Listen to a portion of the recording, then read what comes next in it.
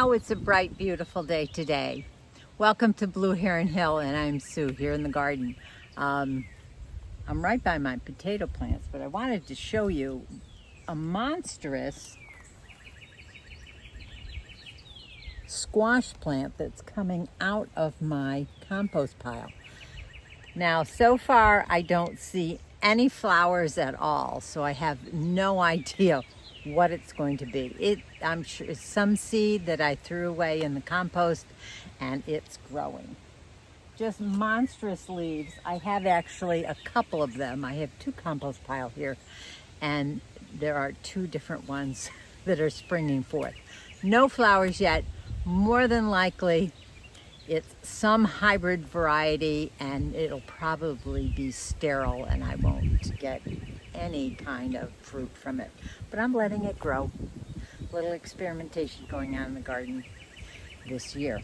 So, but what I want to talk about today, and you can see one right here, is potatoes and the flowers that are coming out on my potato plants.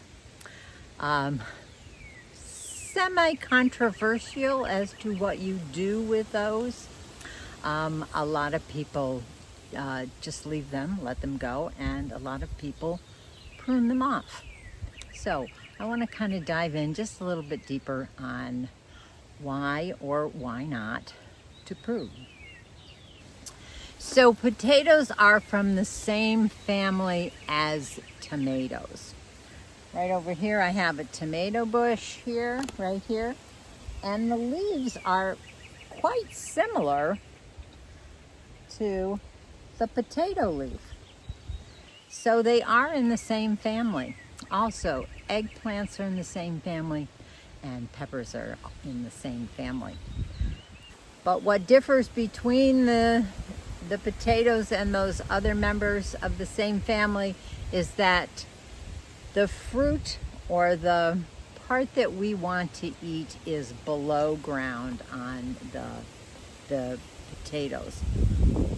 Tomatoes, you know, the fruit is on the vine, peppers on the vine, eggplants on the vine, or on the plant.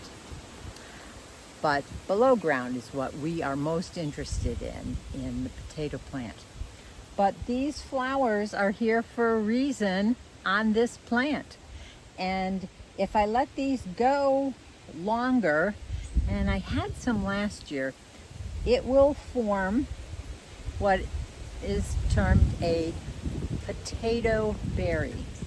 They're little round, kind of marble size little orbs that contain the seeds for successive generations of the potato plant.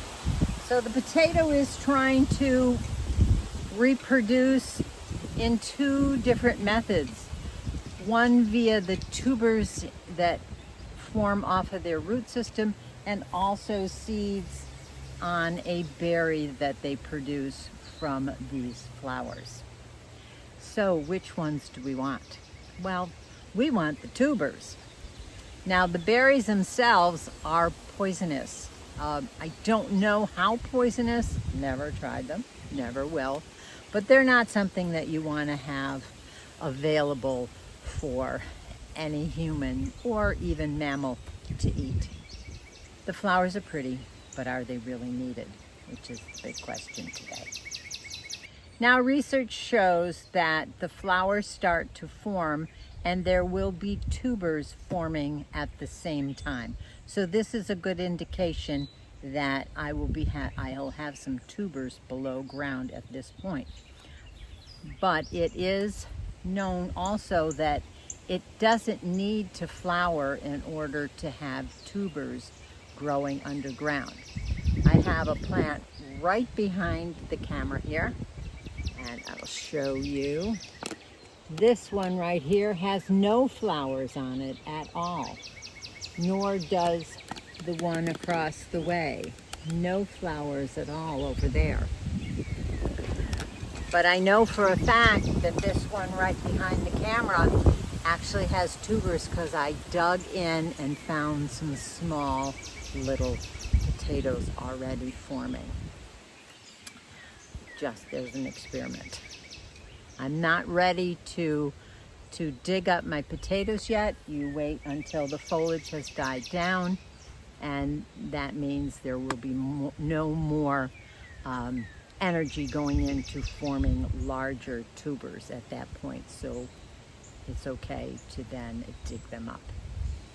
So there's no correlation between the formation of flowers and the formation of tubers. It just so happens that some of the plants like to flower at the same time as they're starting to form their tubers underground. Now, why do they form flowers? There's some indication that the plant feels a need to do this if at times your temperatures at night are too low or the temperatures during the day are too high. It signals the plant for a need for a reproduction method to happen so it can form seeds or tubers for successive generations. It's a signal to the plant. Maybe the plant is under stress and it says, hey, I really need to form something to get a successive generation going. That's a theory. There have been a number of YouTube videos on this method, whether if you cut the flowers off at this point, will it redirect more energy into the tubers that are being grown beneath the soil, or if you just let them go and both will produce their form of reproduction. I am not really sure which camp I am in. There are a number of YouTubers out there that have done, quasi-scientific procedures as to leaving them on or taking them off and seeing what the yield is done. I did watch a good YouTube video last night by Uten Gardening, and he did a wonderful experiment. His a bit more scientific than some other people. I am not doing anything that way. My feeling is that this plant is using a lot of energy to produce these flowers and to produce those potato berries, which will contain the seeds. I would rather this plant use the energy from the sun and use this foliage to direct energy down into the soil and the roots to form larger tubers. And in addition to that, I certainly don't want those berries to form because they are poisonous. I don't have any little ones around except for my interns that come, and they know not to eat anything like that from the garden. But I do have dogs and I do have chickens, and who knows if they would ever consider eating those little berries. I know my dogs like beans, and I know they like carrots and peas, and they will eat most anything out of my garden if prompted. So I am going to cut these flowers off.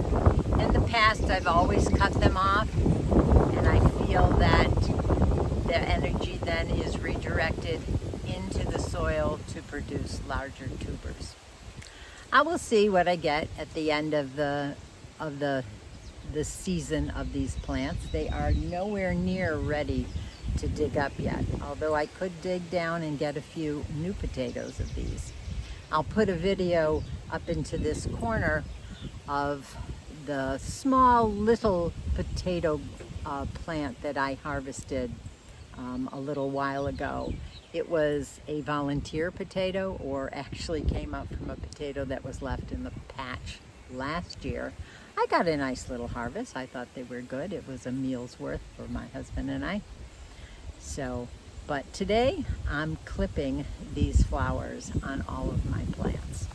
So let me know down in the comments if you clip your flowers or you let them go, and why might be your reason that you do that. Have you done any kind of a experimentation about whether you get larger potatoes if you clip them off, or there is no difference at all between leaving them on or clipping them off? I'd be curious to know.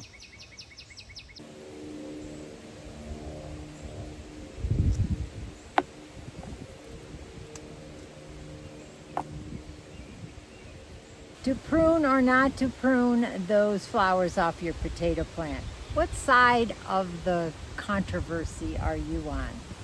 Comment down below. Thanks for following along on this video. Give me a thumbs up and share it on any of your other social media platforms and with those that might like this content. So until the next time that we can go digging in the dirt, happy gardening. Bye.